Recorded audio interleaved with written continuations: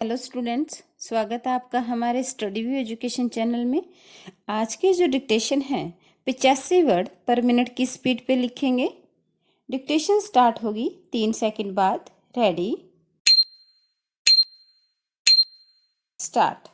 पहले बयानबाजी करते वक्त भाषाई शिष्टाचार की तमाम सीमाएं लांघ दो और बवाल उठे तो ऐसे बयानों से या तो किनारा कर लो या फिर माफ़ी मांग कर ठंडे छींटे डालने की कोशिश करने लगो। विराम। मौका चुनाव का हो तो नेताओं में यह शगल ज़्यादा ही नज़र आने लगता है। विराम। लोकसभा चुनावों के लिए प्रचार का दौर शुरू होने के साथ ही बिगड़े बोल बता रहे हैं कि सुप्रीम कोर्ट तक की ओर से सरकारों को दी गई नसीहतों के बावजूद नेताओं की एक दूसरे को नीचा दिखाने और अपमानित करने की दुष्प्रवृत्ति कम होने का नाम नहीं ले रही है। पैरा।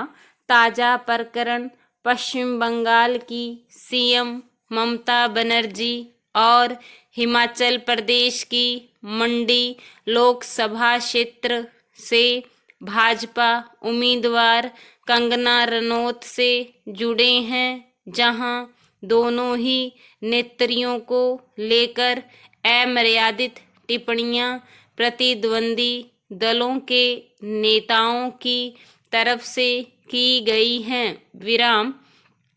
बयानबाजी कहीं लिखित तो कहीं मौखिक रूप से की गई और उसके बाद सफाई पेश करने का काम भी खूब हुआ। विराम। लेकिन क्या महज सफाई देने से ऐसे बयानों को लेकर माफ़ी दे दी जानी चाहिए? Question mark. क्या सार्वजनिक जीवन में रहने वालों को वाणी पर संयम नहीं रखना चाहिए? Question mark. ये सवाल इसलिए भी क्योंकि बरसों से यही बात सुनते आए हैं कि जब तीर कमान से और बात जुबान से एक बार निकल जाए तो फिर वापस नहीं होती। विराम। कोई लाख सफाई देने लगे पर लिखी और कही गई बातों से जो जख्म लगते हैं उन्हें आसानी से भरा नहीं जा सकता। विराम। अभिव्यक्ति की आज़ादी का मतलब यह कतई नहीं समझा जाना चाहिए कि वर्ग समुदाय में संघर्ष पैदा करने वाले और दूसरों के मान सम्मान को ठेस पहुंचाने वाले बयान स्वीकार किए जाएं। विराम। तभी तो सुप्रीम कोर्ट पहले ही केंद्र व राज्य सरकारों को कह चुका है कि वे जहरीले बोल के मामलों में सब प्रेरणा से प्रसंज्ञान लेकर कार्रवाई करें। विराम। यानी शिकायत न भी मिले तो ऐसे उकसाने वाले व अपमानजनक बयान देने वालों के खिलाफ एफआईआर दर्ज की जानी चाहिए। विराम। लेकिन सुप्रीम कोर्ट के दिशा निर्देशों की भी अवहेलना होते दिखने लगे तो ऐसा लगता है कि राजनेताओं को न तो अदालतों की परवाह है और न ही कानून का डर। पैरा। चुनाव के मौकों पर हेट स्पीच देने वाले नेता खुद के प्रचार की मंशा तो रखते ही हैं। कई बार उनके ऐसे बयान उम्मीदवारों को चुनावी फायदा तक पहुंचाते नजर आते हैं। विराम। नफरती बयान देने वालों को चुनाव लड़ने के अयोग्य ठहराए जाने की कई बार मांग उठी है। विराम। लेकिन हमारे यहाँ तो हेट स्पीच यानी नफरती भाषणों की परिभाषा तक तय नहीं हो पा रही है। विराम। ऐसे में संबंधित कानून में सख्त प्रावधान किए जाएं, तब ही इस संकट का समाधान नजर आता है। पैरा। हार की सियासत में जातियों का नशा सिर चढ़कर बोल रहा है। विराम। चुनावों के समय यह भावनात्मक मुद्दा बन खड़ा होता है और दूसरे मुद्दे व समीकरण किनारे हो जाते हैं। विराम। यही वजह है कि आरजेडी सुप्रीमो लालू यादव ने बिहार में भाजपा व एनडीए के विजय रथ का पहिया रोकने के लिए जातीय वोट बैंक में सेंधमारी की कोशिशें शुरू कर दी हैं। विराम। आरजेडी इंडिया गठबंधन को झटका देते हुए उम्मीदवारों को अपनी पार्टी का सिंबल दे रही है। विराम। बीजेपी जदयू के जातीय जनाधार वाले वोट बैंक में सेंध लगाने के लिए वहां भारी प्रत्याशी उतारे हैं, जहां आरजेडी पहले चुनाव नहीं लड़ रही थी। विराम।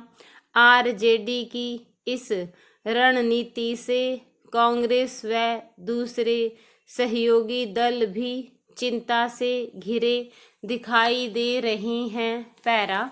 कांग्रेस को दिखाया आईना।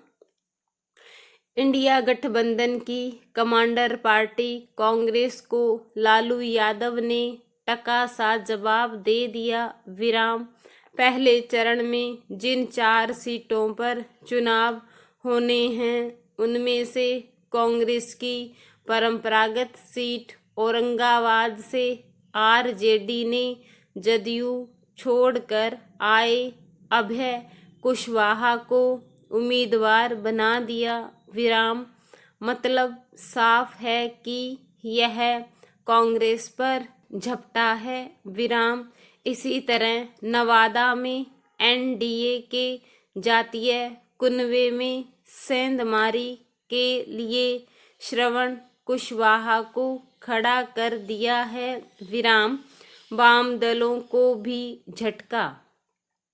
वाम दलों में सीपीआई और सीपीआई-एमएल का प्रभाव है। विराम। सीपीआई-एमएल जहानाबाद, सिवान, काराकाट, गया, आरा जैसी सीटें चाहती हैं। विराम। लेकिन लालू उसे सिर्फ 2 सीटें देना चाहते हैं। गया में जीतन राम मांझी के खिलाफ अपनी पार्टी के कुमार सर्वजीत को सिंबल देकर मैदान में उतार दिया। आखिरी चरण में जहानाबाद सीट पर हो रहे चुनाव के लिए पूर्व मंत्री सुरेंद्र यादव की उम्मीदवारी अभी से तय कर दी। विराम। सिवान में शाहबुद्दीन की पत्नी हिना साहब को टिकट नहीं दिया जा रहा। विराम। संभवतः यह सीट सीपीआई-एमएल को दे दी जाए। पैरा। सीमांचल में स्थिति बिगड़ने की आशंका। सीमांचल में दूसरे चरण में 5 सीटों पर चुनाव है और उनमें किशनगंज, कटिहार, पूर्णिया मुस्लिम यादव बहुल आबादी वाले क्षेत्र हैं विराम। ये कांग्रेस की परंपरागत सीटें हैं विराम। भागलपुर और बांका पर आरजेडी की दावेदारी बनती है विराम। कांग्रेस की संभावनाएं सीमांचल में ही अधिक हैं विराम। पूर्णिया में पप्पू यादव पर कांग्रेस दांव खेल सकती है। स्टॉप। स्टूडेंट्स, यदि आप राजस्थान कर्मचारी चयन बोर्ड की तैयारी कर रहे हैं तो स्टूडेंट्स उसके अंदर फाइनल एग्ज़ाम जब होगा स्किल का तो उसके अंदर इसी तरह का ही मैटर आएगा। कोई ऐसे नहीं है कि उसके अंदर कोई लीगल मैटर आएगा, इसी तरह का नॉर्मल मैटर आएगा। और यदि आपने हमारे स्टडी व्यू एजुकेशन चैनल को अभी तक सब्सक्राइब नहीं किया है तो प्लीज़ कर लीजिए, क्योंकि हम हमारे चैनल पर राजस्थान कर्मचारी चयन बोर्ड से संबंधित ही डिक्टेशन बनाते हैं जो फाइनल एग्ज़ाम के अंदर आएगी। और राजस्थान हाई कोर्ट से रिलेटेड भी ऑलरेडी बहुत सारी हमने डिक्टेशन डाली हुई है जो लीगल मैटर है, तो आप हमारे चैनल पर प्ले लिस्ट में देख सकते हैं कि बहुत सारी राजस्थान हाई कोर्ट से संबंधित है जो डिक्टेशन अपलोड कर दी हैं। और स्टूडेंट्स, इस डिक्टेशन की जो PDF है आपको हमारे टेलीग्राम चैनल पर मिलेगी और टेलीग्राम का जो लिंक है इसी वीडियो के डिस्क्रिप्शन में दिया हुआ है। Thank you.